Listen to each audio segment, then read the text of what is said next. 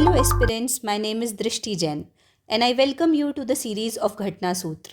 मैं सबसे पहले अपना एक्सपीरियंस शेयर करती हूँ। मैं और मेरी यूपीएससी की दोस्ती काफ़ी पुरानी है। मैंने 3 सीएसई के मेंस और 2 फॉरेस्ट के मेंस और 2 इंटरव्यू दिए हुए हैं यूपीएससी में।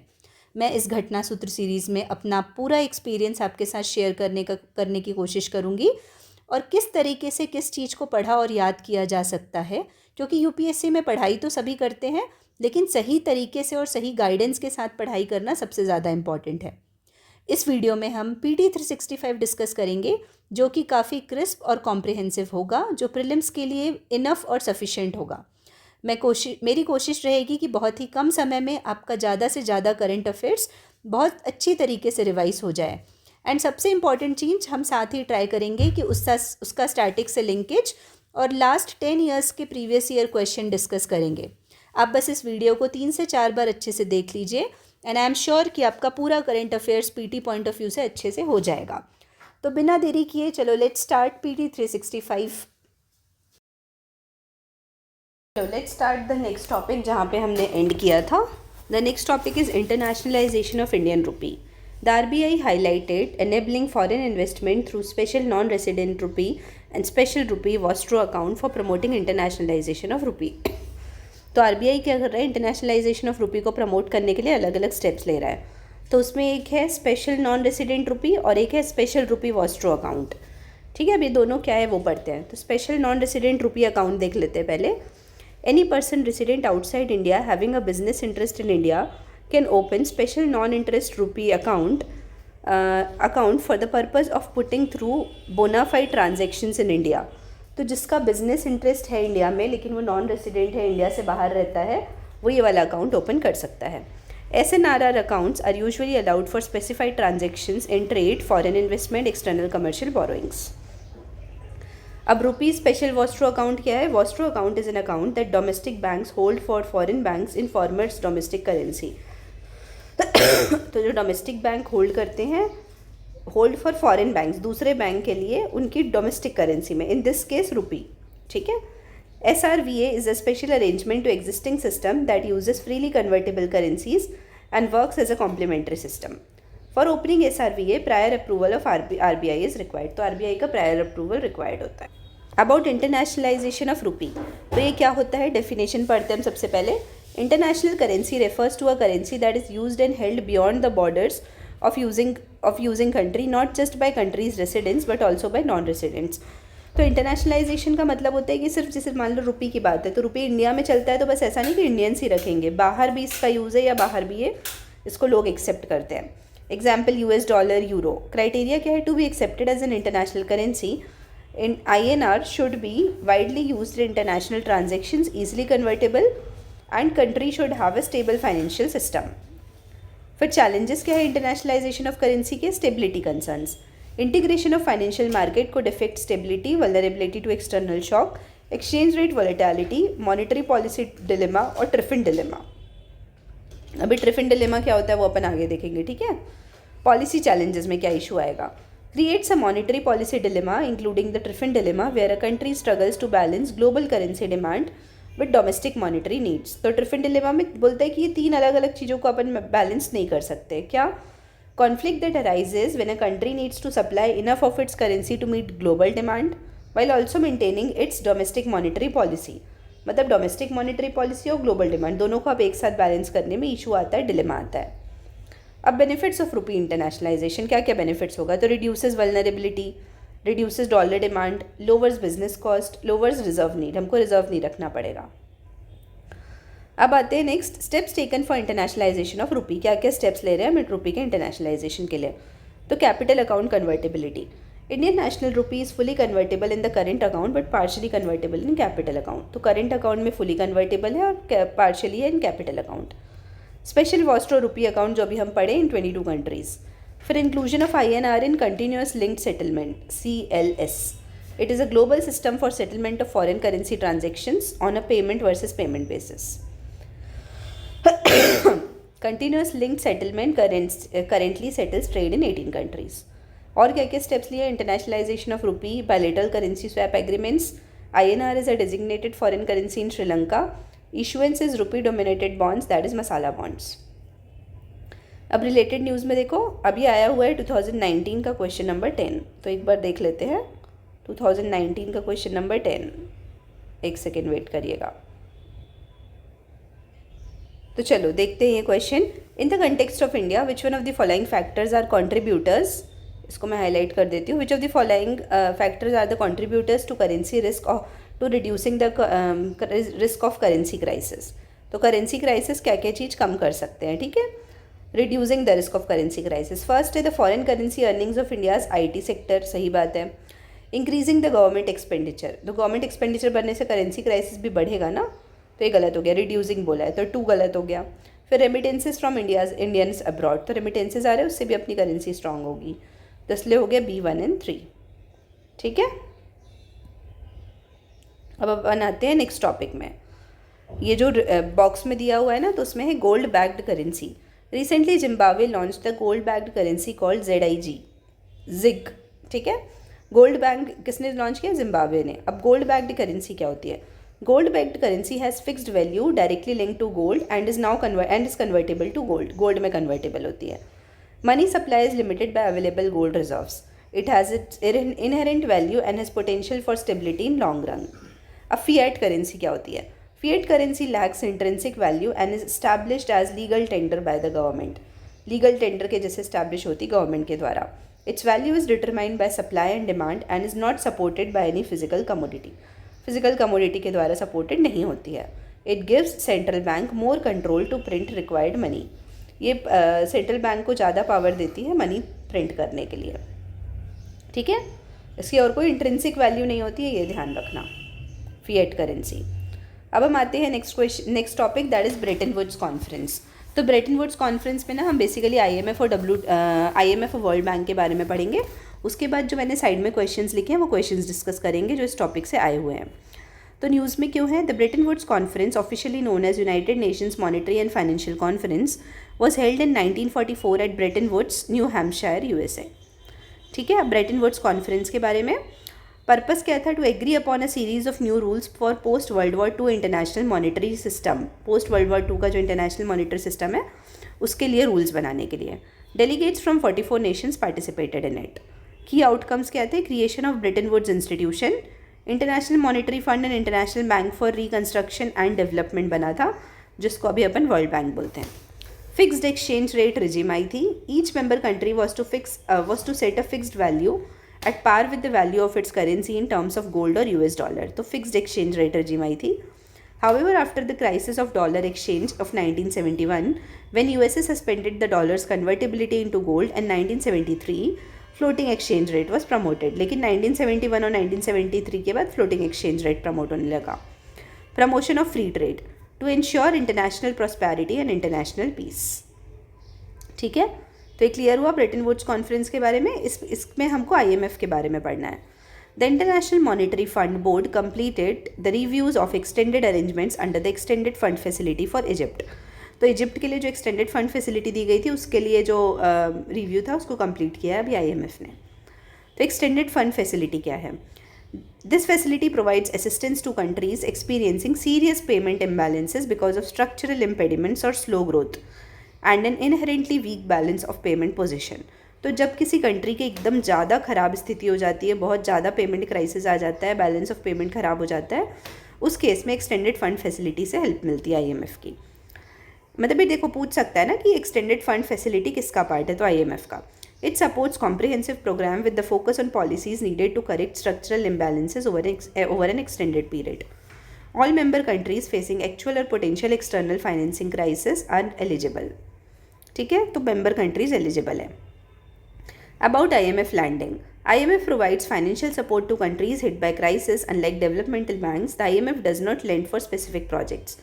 तो जैसे डेवलपमेंट बैंक स्पेसिफिक प्रोजेक्ट्स के लिए देते हैं ना, तो स्पेसिफिक प्रोजेक्ट्स के लिए IMF नहीं देता है। Lending instruments, General Resources Account होता है। IMF members have access to General Resources Account on non concessional terms, that is market based interest rates. फिर नेक्स्ट है Poverty Reduction and Growth Trust, provides concessional financial support currently at zero interest rate and is better tailored to diversity and needs of low income countries. Third है resilience and sustainability trust, offers long term financing to low income and vulnerable middle income countries seeking to build resilience to external shocks at affordable interest rates. ठीक है, फिर next है gold tranche क्या होता है, that is reserve tranche, ये पूछा गया है। Refers to a credit system granted by IMF to its members. तो IMF जो अपने मेंबर्स को देता है, डायरेक्टली यही पूछा गया है ना, इसलिए मैं इसको अलग से नहीं लिख रही हूँ कि गोल्ड ट्रेंच क्या है। तो credit system granted by IMF to its members. अब IMF के बारे में देखते हैं, तो इसका हेडक्वार्टर है वॉशिंगटन DC में। ये बना था ब्रेटन वुड्स कॉन्फ्रेंस 1944 में। इसका मैंडेट है promote global macro economic and financial stability and also provide macro economic and financial stability, ठीक है, and provide short term and medium term loans to help countries that are experiencing balance of payment problems. Membership है, India is a member, 191 members हैं। Organisational structure की बात करें तो board of governors हैं, executive body है और international monetary and financial committee है। इसमें 24 मेंबर्स होते हैं, एडवाइजरी बॉडी होती है। की रिपोर्ट्स में world economic outlook, global financial stability report, ये 2 इंपॉर्टेंट है। फिर आते हैं हम next topic, that is world Bank के बारे में पढ़ेंगे। Recently the world Bank group guarantee platform went live for business. तो अब इनकी लाइव मीटिंग हुई जो वेंट लाइव फॉर बिजनेस। अभी प्लेटफॉर्म क्या है, 2024 में स्टार्ट हुआ है। It guarantees consolidates all guarantee products and experts from across the WBG institutions at Multilateral Investment Guarantee Agency. कहाँ पे, मल्टीलेटरल इन्वेस्टमेंट गारंटी एजेंसी जो है ना, मीगा बॉडी है वहाँ पे। एम क्या है, to boost World Bank group annual guarantee issuance to $20 billion by 2030। अब क्या गारंटी देता है, provided to private lenders for infrastructure projects that require large loans, face significant political and sovereign risk and need long term financing for success. 3 types of coverages और guarantee होती है। पहली होती है credit guarantee for loans to public और private sector, trade finance guarantee, और third होती है political risk guarantee against non commercial risk for private sector projects और पब्लिक प्राइवेट पार्टनरशिप। तो पॉलिटिकल रिस्क भी देता है, रिस्क गारंटी भी देता है। अब वर्ल्ड बैंक का भी हेडक्वार्टर वॉशिंगटन DC में है। ब्रेटन वुड्स कॉन्फ्रेंस 1944 से बना था, इसलिए वर्ल्ड बैंक और IMF को ब्रेटन वुड्स सिस्टर्स बोलते हैं या ब्रेटन वुड ट्विंस। ऑब्जेक्टिव क्या है, to reduce poverty and support development by providing financial and technical assistance to developing countries. 189 members हैं, India is a member. Countries, ये important है, countries must first join IMF to be eligible to be a member of World Bank. World Bank group में 5 organisation आते हैं, IBRD, IFC, IDA, मीगा और ICSID। तो ICSID का India member नहीं है, ठीक है, सेटलमेंट और डिस्प्यूट वाला जो बॉडी है। रिपोर्ट क्या है, ग्लोबल इकोनॉमिक प्रोस्पेक्ट्स रिपोर्ट, ये एक रिपोर्ट है, ये वर्ल्ड बैंक निकालती है, ठीक है, poverty and shared prosperity report. अब वर्ल्ड बैंक ग्रुप में जो अपन ने पाँच वो पढ़ा ना, उसको अपन देख लेते हैं कि ये क्या क्या है। तो सबसे पहले है इसमें international Bank for Reconstruction and development. ये क्या करता है, ये लोन प्रोवाइड करता है और फाइनेंशियल सर्विसेज देता है middle income and creditworthy low income countries को। नेक्स्ट है इंटरनेशनल डेवलपमेंट एसोसिएशन। ये क्या करता है, offers concessional loans and grants to the world's poorest countries. फिर नेक्स्ट है इंटरनेशनल फाइनेंस कॉरपोरेशन। ये सपोर्ट करता है प्राइवेट सेक्टर डेवलपमेंट को इन डेवलपिंग कंट्रीज़। फिर नेक्स्ट है Multilateral Investment Guarantee Agency. Offer करता है political risk insurance and credit enhancement to promote foreign investment in developing countries.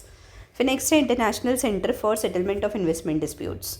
Provides arbitration and conciliation services for investment disputes between governments and foreign investors. किसके किसके बीच में, government और foreign investors के बीच में। तो World Bank refers only to IBRD and IDA। तो जब हम वर्ल्ड बैंक बोलेंगे तो सिर्फ IBRD और IDA आएगा, लेकिन जब हम वर्ल्ड बैंक ग्रुप बोलेंगे तो 5वां इंस्टीट्यूशन आएगा। और इंडिया सबका मेंबर है एक्सेप्ट ICSID, जो international centre for settlement of international dispute and investment dispute, उसके हम मेंबर नहीं हैं, ठीक है। तो ये हुआ वर्ल्ड बैंक और IMF के बारे में। हम एक बार इसके क्वेश्चन देख लेते हैं।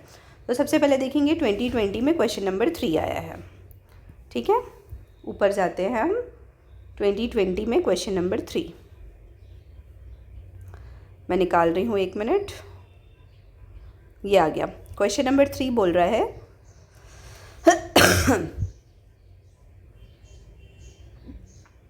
ये 2021 हुआ, ये 2020 हुआ। बहुत सारे क्वेश्चन आए थे उस टाइम इकोनॉमी के। तो अब क्वेश्चन नंबर 3 की बात करेंगे। तो क्वेश्चन नंबर 3 है गोल्ड ट्रेंच। जो हमने देखा ना अभी IMF का, तो reserve tranche refers to a local system of World Bank, a loan system of World Bank, one of the operations of central bank, a credit system granted by WTO to its member, a credit center granted by IMF to its member. अभी हमने पढ़ा ना IMF का credit system है, तो ये हमारा answer हो गया डी। ठीक है, फिर हम देखेंगे नेक्स्ट क्वेश्चन क्या है। तो नेक्स्ट क्वेश्चन है 2019 का क्वेश्चन नंबर 16। 2019 का क्वेश्चन नंबर 16। ठीक है, तो ये था 20। अब आएंगे हम 2019 में उसका क्वेश्चन नंबर 16, 14, 15, 16। तो देखो ये है, which one of the following is not a sub index of World Bank's ease of doing business. तो वर्ल्ड बैंक जो एज ऑफ डूइंग बिजनेस निकालता है उसका कौन सा ये सब इंडेक्स नहीं है। तो बोल रहा है paying taxes, ease of doing business है तो पेइंग टैक्सेस तो होगा, रजिस्टरिंग प्रॉपर्टी भी और डीलिंग विद कंस्ट्रक्शन परमिट भी। तो लॉ एंड ऑर्डर नहीं है। ठीक है, तो ये हो गया आंसर, लॉ एंड ऑर्डर नहीं है। उसके बाद हम आते हैं, नेक्स्ट क्वेश्चन है 2017 का क्वेश्चन नंबर 41। 2017 का क्वेश्चन नंबर 41, सीधे हम आ जाते हैं 41 में। 2017 का क्वेश्चन नंबर 41, क्वेश्चन 41 देखो क्या बोल रहा है, ग्लोबल इंफ्रास्ट्रक्चर फैसिलिटी क्या है। तो ऑप्शन पढ़ना पहले चारों, उसके बाद मार्क करना। सबसे फर्स्ट है ASEAN's initiative to upgrade infrastructure in Asia and financed by credit from Asian Development bank.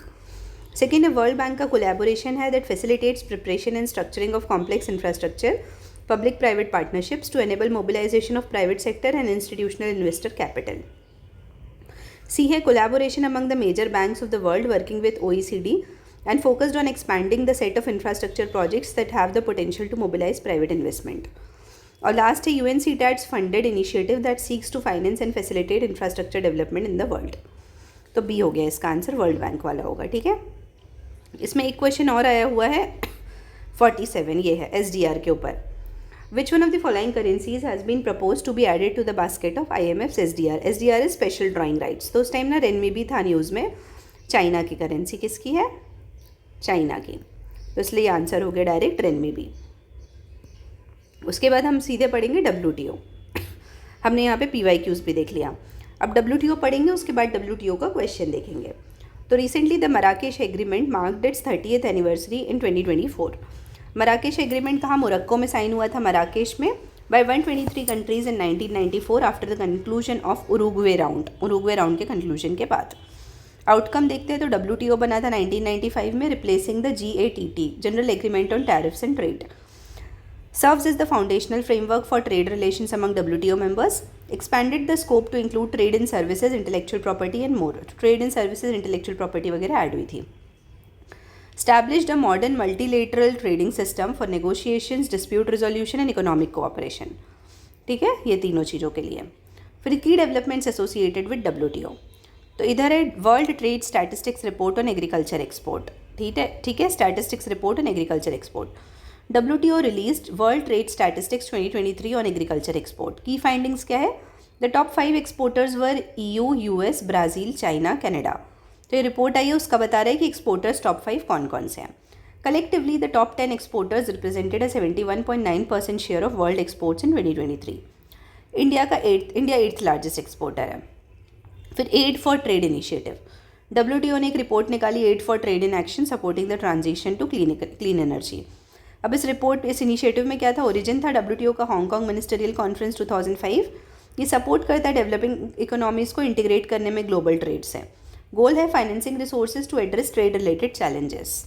फिर एंटी डंपिंग ड्यूटी, तो India initiates anti dumping probe into import from China to protect domestic industry from cheap import.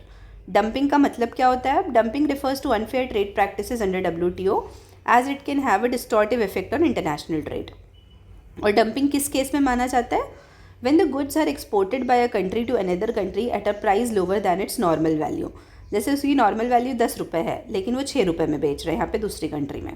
Dumping is said to occur when the goods are exported by a country to another country then in a price lower than its normal value.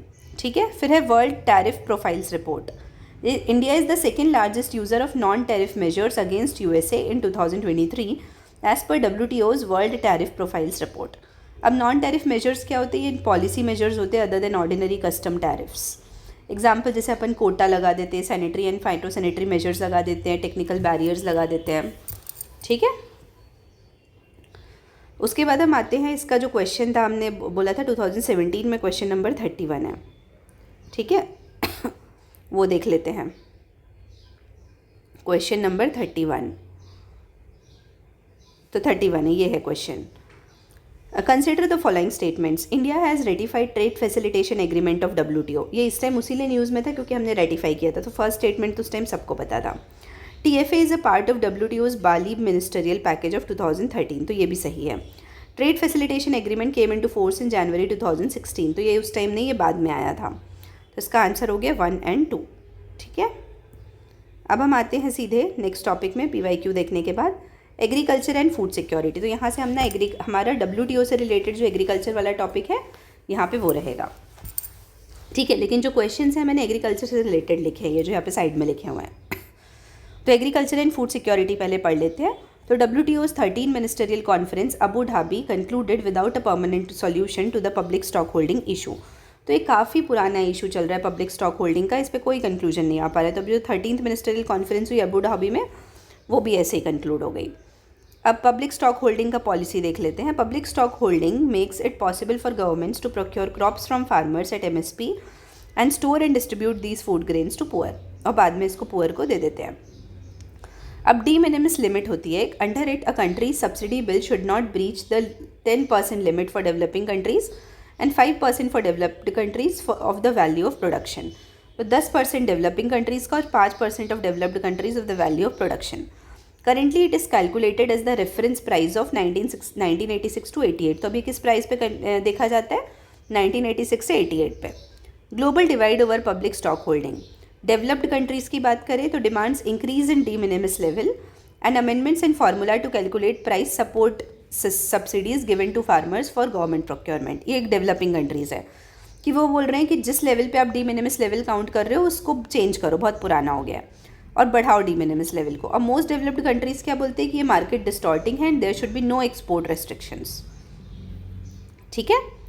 About agreement on agriculture. अब agreement on agriculture के बारे में देख लेते हैं। It was negotiated at Uruguay round and ratified in Marrakesh in 1994। It contains provisions in 3 broad areas of agriculture and trade policy. पहला है market access, दूसरा है डोमेस्टिक एक्सेस और थर्ड है एक्सपोर्ट सब्सिडी। तो मार्केट एक्सेस में बोलते हैं it includes tariffication, tariff reduction and access opportunities. मतलब कि टेरिफिकेशन, जो नॉन टैरिफ बैरियर्स है उसको हम टैरिफ बैरियर्स में कन्वर्ट करेंगे, फिर जो ऑलरेडी टैरिफ है उसको कम करेंगे और इक्वल एक्सेस प्रोवाइड करेंगे। टेरिफिकेशन देखो यहाँ पे समझाया हुआ है जो मैंने बताया, all non tariff barriers such as quotas, variable levies need to be abolished and converted into equivalent tariff. अब डोमेस्टिक एक्सेस की बात करें तो deals with subsidies and other support programs that directly stimulate production and distort trade. It has various kinds of boxes based on different types of subsidies. तो अलग अलग type के box होते हैं, वो हम पढ़ेंगे।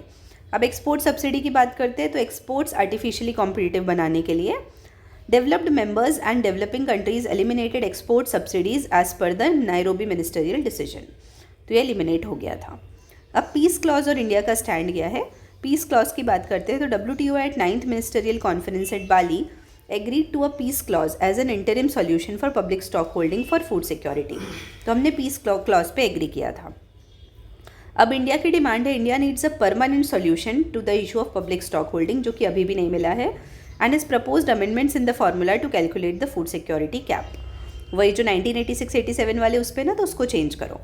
It would legitimate higher subsidies for food stock holding programmes and protect interest of poor and vulnerable farmers. अब डोमेस्टिक सपोर्ट क्या है एग्रीकल्चर में, 3 बॉक्स है, एक अंबर बॉक्स है, एक ब्लू बॉक्स है, एक ग्रीन बॉक्स है।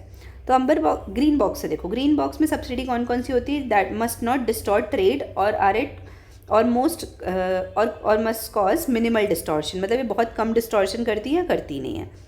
ब्लू बॉक्स में होता है that would normally be any support that would normally be in amber box is placed in the blue box if the support also requires farmer to limit the production.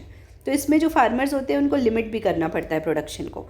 और जो अंबर box में होते हैं वो all domestic support measures considered to distort production and trade fall into amber box. जो distort करते production को वो अंबर बॉक्स में आते हैं, ठीक है। और ब्लू बॉक्स में जो नॉर्मली अंबर बॉक्स में रहते हैं, लेकिन ब्लू बॉक्स के हिसाब से फार्मर्स को लिमिट भी करना पड़ता है प्रोडक्शन को, ठीक है। अब इसमें ना क्वेश्चन आया हुआ है, वो देख लेते हैं। इसमें बहुत सारे क्वेश्चन है, ठीक है। तो सबसे पहले अपन देखते हैं 2017 का क्वेश्चन नंबर 23, 28 2017 23, 28 एक सेकेंड 23 व्हाट इज़ और are the advantages of implementing the national agriculture market पूछ रहा है। तो नेशनल एग्रीकल्चर मार्केट इंप्लीमेंट करने का क्या फ़ायदा है।